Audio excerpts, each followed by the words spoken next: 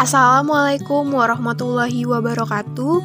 Sebelumnya perkenalkan, nama saya Resvinka Aulesa Putri Alhamdi, NIM 002, Program Studi Psikologi dari Fakultas Psikologi dan Kesehatan UIN Walisongo Semarang.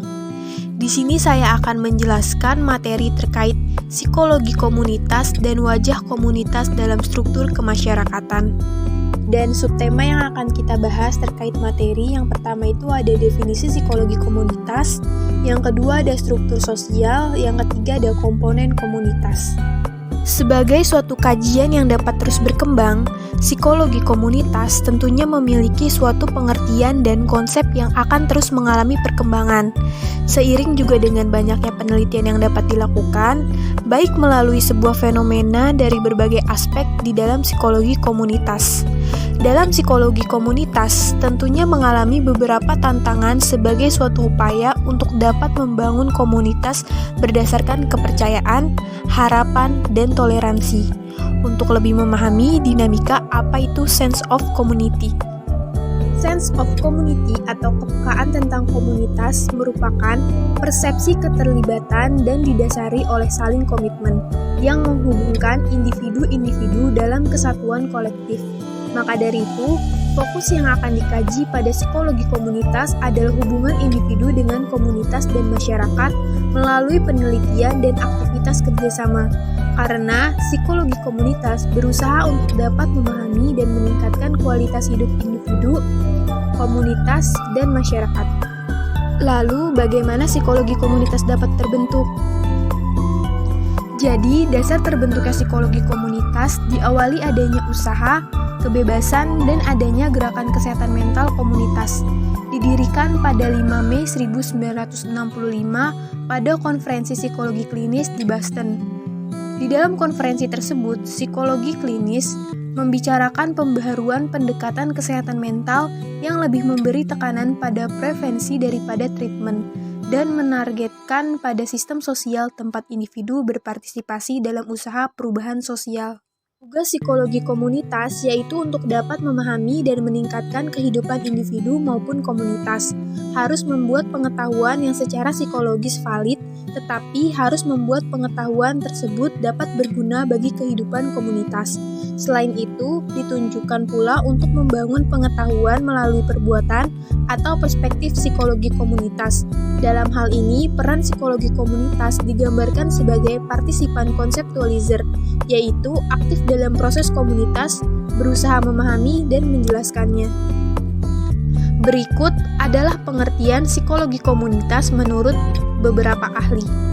Yang pertama ada menurut Rappaport pada tahun 1997. Psikologi komunitas merupakan sebuah usaha pencarian alternatif bagi kasus penyimpangan perilaku manusia dari norma sosial masyarakat. Psikologi komunitas dilihat sebagai suatu upaya mendukung hak setiap manusia untuk berbeda, tanpa harus mengalami sanksi psikologis dan resiko kerugian mental. Kemudian yang kedua, menurut Sandberg pada tahun 2002, psikologi komunitas mengutamakan pada aspek-aspek psikologi dari sistem sosial dan aspek pencegahan sebagai pokok bahasan dalam psikologi komunitas.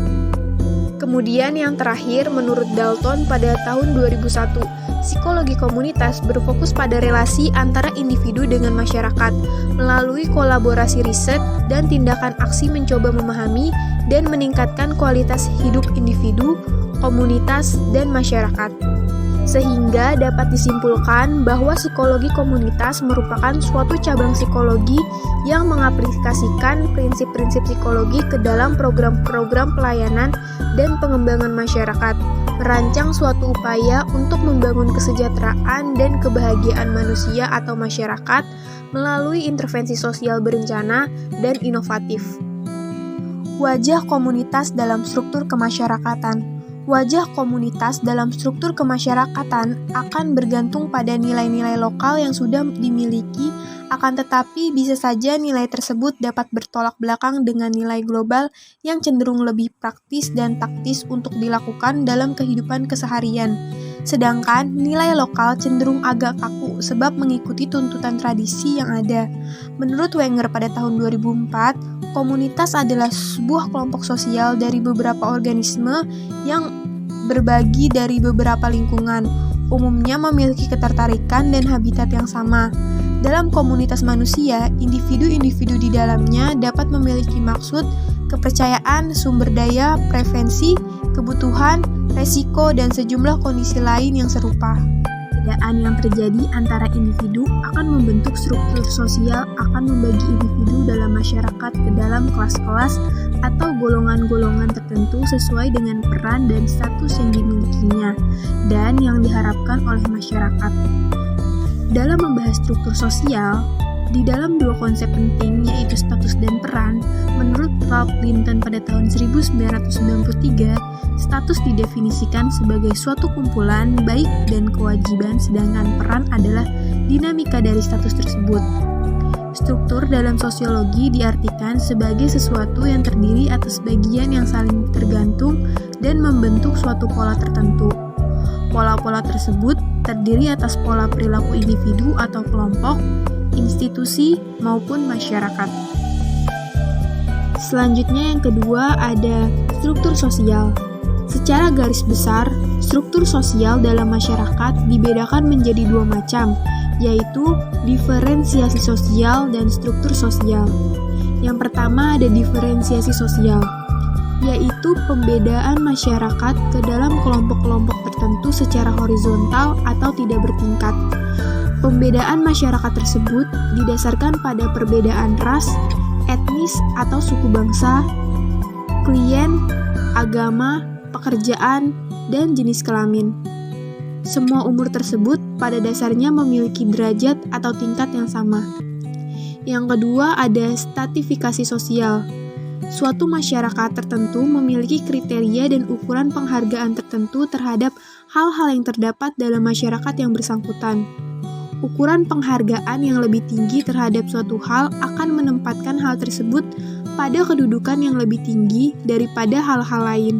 Misalnya, masyarakat yang lebih menghargai kekayaan atau sisi ekonomi daripada pendidikan, maka kekayaan memiliki kedudukan yang lebih tinggi bila dibandingkan dengan pendidikan atau unsur-unsur lain dalam masyarakat. Yang ketiga ada komponen komunitas.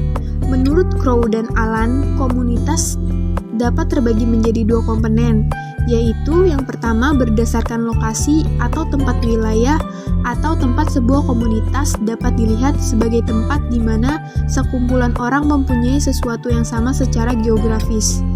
Yang kedua berdasarkan minat sekelompok orang yang mendirikan suatu komunitas karena mempunyai ketertarikan dan minat yang sama, misalnya agama, pekerjaan, suku, atau ras.